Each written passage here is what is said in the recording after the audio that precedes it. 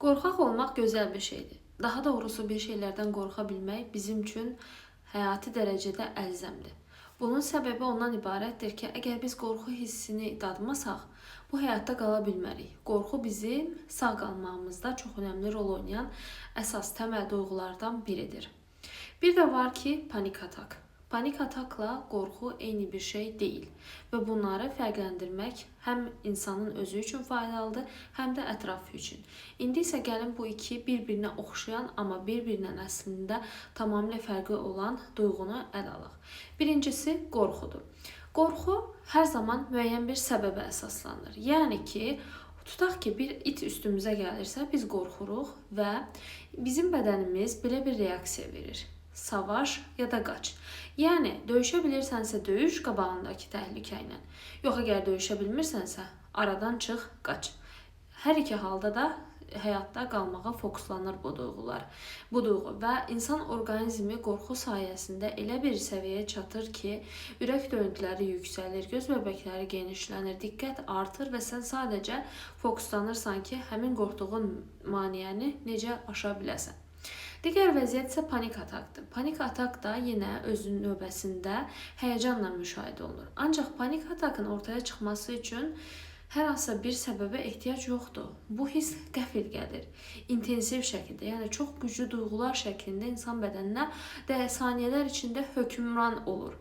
Və bu zaman sən ürək döyüntülərini artır, sən tərləyə bilərsən, ürəyində, sinə bölgəndə sıxılma, sanki öləcəkmişsən kimi qorxular, duyğular yaşamağa başlayırsan və bu çox qorxunc səviyyələrə çata bilər. Buna adətən beynin duyğularla və emosiyalarla bağlı olan hissələrinin, həmçinin qorxu ilə olan hisslərinin patolojik şəkildə hiperaktivləşməsi, yəni həddən artıq aktivləşməsi ilə bağlandırırlar.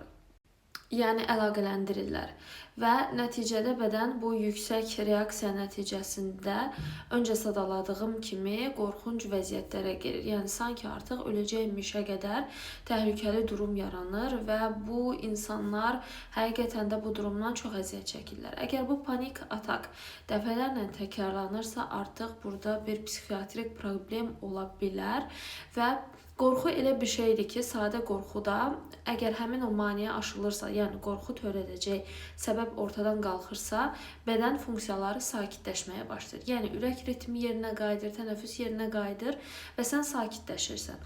Amma panik atakda belə deyil. Panik atakda ortada konkret bir səbəb olmadığı üçün bu duyğu kontrolunun artması, daha doğrusu duyğu kontrolunun pozulması bədəndə dəqiqələrlə öz təsirini göstərir. Bu yarım saata qədər çəkə bilər və inanılmaz dərəcədə bundan əziyyət çəkən şəxs üçün qorxuncdur. Çünki həmin şəxs, bəzən insanlar, ətrafdakılar o panik atakdan əziyyət çəkən insanlara deyirlər ki, şişirtmə, böyütmə, özünə gəl, özünü ələ al. Amma bu o qədər də sadə deyil və o qədər ki, bədəndə ürək döyüntüsü təsəvvür edin ki, yarım saat ərzində artır. Yəni yarım saat ərzində yüksək qalır. Tap tap tap tap, sanki ürəyi yerindən çıxacaqmış kimi. Təsəvvür edin ki, o adam yarım saat ərzində boğulacaqmış, ölüm qorxusu ilə mübarizə aparır və bunlardan əziyyət çəkmək, yarım saat bunlara qatlanmaq özü böyük bir bədən üçün efordur, stressdir. Və əgər bu durum artıq psixiatrik problem halına keçibsə, təbii ki, və psixiatr və psixoloqların nəzarət altında müalicə olunmalıdır. İlkin müalicə isə psixoterapevtik müalicədir təbii ki. Bu, həmin şəxsin nəyə görə bu vəziyyətə düşə biləcəyini araşdırır və problemin kökünə getməyə çalışır. Nəticədə də bununla mübarizə texnikalarını öyrədən bir terapiyadır ümumi deyərsək və həmçinin buna dəstəkləyici olaraq da yenə dərman terapiyası da var panik atakın. Amma dərmanlar %100 panik atakı müalicə eləmir. Burada yenə işin özündə psixoterapiya vardır. Buna görə də ətrafınızda panik atakdan əziyyət çəkən insanlar varsa, onlar sanki öz üstünə diqqət çəkirmiş kimi, yaxud da bir şeyləri şişirdirmiş kimi yanaşmazdan əvvəl bu dediklərimi xatırlamaq, həm ona qarşı empatiya qurmaq nöqteyi nəzərdən, həm də sizin özünüzün bu durumu başa düşməyiniz nöqteyi nəzərdən faydalı ola bilər. İzlədiyiniz üçün təşəkkürlər.